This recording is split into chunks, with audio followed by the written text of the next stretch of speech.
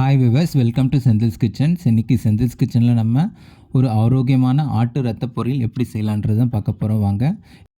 இந்த ஆட்டு ரத்த பொரியல் மற்றும் ஆட்டோட லிவர் இதெல்லாம் வாரத்துக்கு ஒரு முறையாவது உடம்புக்கு நம்ம எடுத்துக்கிறது நல்லது. இதனால் ரத்தத்தில் இரும்பு சத்து அதிகரிக்கிறதுக்கான வாய்ப்புகள் ரொம்ப அதிகமாக இருக்குது.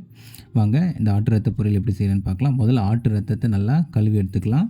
ரொம்ப வாஷ் பண்ண வேண்டாம். இந்த ஆட்டு ரத்தத்தோட ஆட்டோட முடியும் கலந்துருக்கிறதுக்கான வாய்ப்புகள் இருக்குது. அதனால் ரத்தத்தை கழுவி எடுக்கும்போது நல்லா பார்த்து க்ளீன் பண்ணி எடுத்துக்கலாம். அதிக டைமும் வாஷ் பண்ண வேண்டாம், ஏன்னா ரத்தம் கரைஞ்சிரும். அதனால் கொஞ்சம் டைம் வாஷ் பண்ணி எடுத்தால் போதும். இந்த கழுவி எடுத்த இந்த ரத்தத்தை ஒரு இட்லி பாத்திரத்தில் வச்சு ஒரு 20 நிமிஷத்துக்கு நம்ம மூடி போட்டு வேக வச்சு எடுத்துக்கலாம். 20 நிமிஷம் கழித்து திறந்து பார்த்தா ரத்தம் நல்லா வெந்திருக்கு.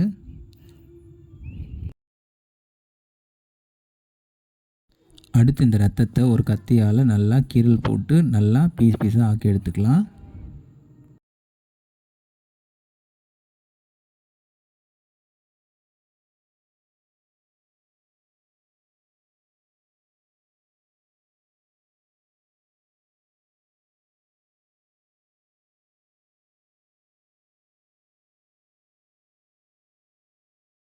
இப்போ இந்த ரத்தத்தை தாளிக்க தேவையான பொருட்கள் என்னென்னு பார்க்கலாம். இதுக்கு தேவையான பொருட்கள்: ஒரு 2 மீடியம் சைஸ் வெங்காயம், கொஞ்சம் பச்சை மிளகாய், கருவேப்பிலை, துண்டாக நறுக்கின கொத்தமல்லி, துண்டாக நறுக்கின இஞ்சி, ஒரு 10லேருந்து 12 துண்டாக நறுக்கின பூண்டு பல், அதோட கொஞ்சம் பட்டம், லவங்கம், பிரியாணி எல்லாம் சேர்த்து எடுத்துக்கலாம். இதோட ஒரு சின்ன கப்பு துருவின தேங்காயை எடுத்து வச்சுக்கலாம். அதுக்கப்புறம் அடுப்பை பற்ற வச்சு ஒரு கடாயை வச்சு அதில் கொஞ்சம் ஆயில் சேர்த்துக்கலாம். ஆயில் சேர்த்த பிறகு இந்த எடுத்து வச்ச பட்டை, லவங்கம், பிரியாணி எல்லாம் சேர்த்து பொறுக்கி விட்டு எடுத்துக்கலாம்.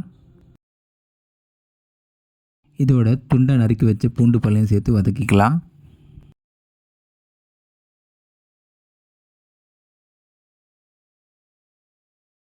பூண்டை சேர்த்த பிறகு அதோட பொடியாக நறுக்கி வச்ச இஞ்சி துண்டுகளையும் சேர்த்துக்கலாம்.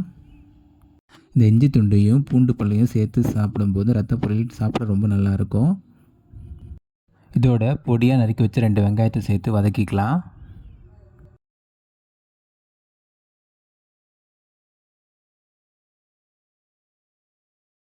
வெங்காயத்தோட நறுக்கி வச்ச பச்சை மிளகாயும் சேர்த்து வதக்கிக்கலாம். அதோட கொஞ்சம் கருவேப்பிலையும் சேர்த்துக்கலாம்.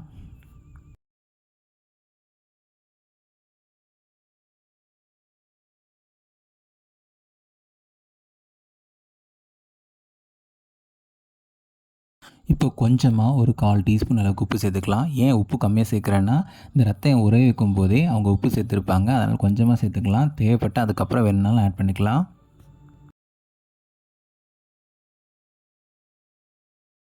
இந்த வெங்காயம் ஓரளவுக்கு வதங்கினோடனே அதோட நம்ம ரத்தத்தை சேர்த்து வதக்கிக்கலாம்.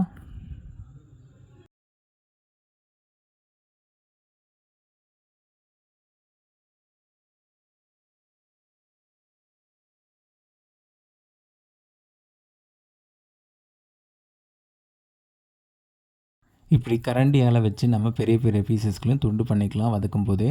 அதனால் நம்ம கட் பண்ணும்போதே பீஸ் கரெக்டாக கட் பண்ணணும்னு அவசியம் இல்லை. இந்த மாதிரி நம்ம வதக்கும் போது கூட நம்ம துண்டு துண்டாக நம்ம பண்ணிக்கலாம். இந்த ரத்த பொரியலோட தேங்காய் துருவலை சேர்த்து சாப்பிட்டோம் அப்படின்னா அதனோட சுவை இன்னும் தூக்கி கொடுக்கும். அதனால் நம்ம ஆல்ரெடி துருவி வச்சுருக்க தேங்காய் துருவலை இதோடு சேர்த்து ஒரு 2 நிமிஷம் கிளறி வச்சுட்டு இறக்குனா ஒரு ஆரோக்கியமான ரத்த பொரியல் ரெடி ஆகிடும். இந்த ரத்த பொரியல் சாப்பிட ரொம்ப டேஸ்ட்டாக இருக்கும். ஒரு முறை நீங்கள் சாப்பிட்டு பார்த்தீங்கன்னா அட்லீஸ்ட் வீக்லி ஒன்ஸ் நீங்கள் ட்ரை பண்ணி பார்ப்பீங்க. அதுவும் இல்லாமல் இது நிறைய ஹெல்த் பெனிஃபிட்ஸோடு இருக்குது. அதனால் அட்லீஸ்ட் வீக்லி ஒன்ஸ் ஆகுது நீங்கள் இந்த ரத்த பொரியலை செஞ்சு சாப்பிட்டு பழகுங்க. இறக்கிறதுக்கு முன்னாடி கொத்தமல்லி தழையை சேர்த்து இறக்கிடுங்க. ஒரு சிலருக்கு ரத்தத்தை போய் எப்படி சாப்பிட்றது அப்படின்னு பயம் இருக்கும். அந்த மாதிரி பயமாக வேண்டாம். இந்த ரத்தத்தை நல்லா நம்ம 20 மினிட்ஸ் ஸ்டீம் பண்ணி எடுத்துருக்கோம். நல்லா வேக வச்சு எடுத்துருக்கோம். அதனால் எந்த ஒரு இன்ஃபெக்ஷன் நமக்கு இந்த ரத்தத்து மூலயமா ஸ்ப்ரெட் ஆகாதுக்கான சான்சஸே கிடையாது. நல்லா குக் பண்ணி எடுத்துட்டிங்கன்னா எந்த ஃபுட்டாக இருந்தாலுமே அது நல்ல ஃபுட்டு தான்.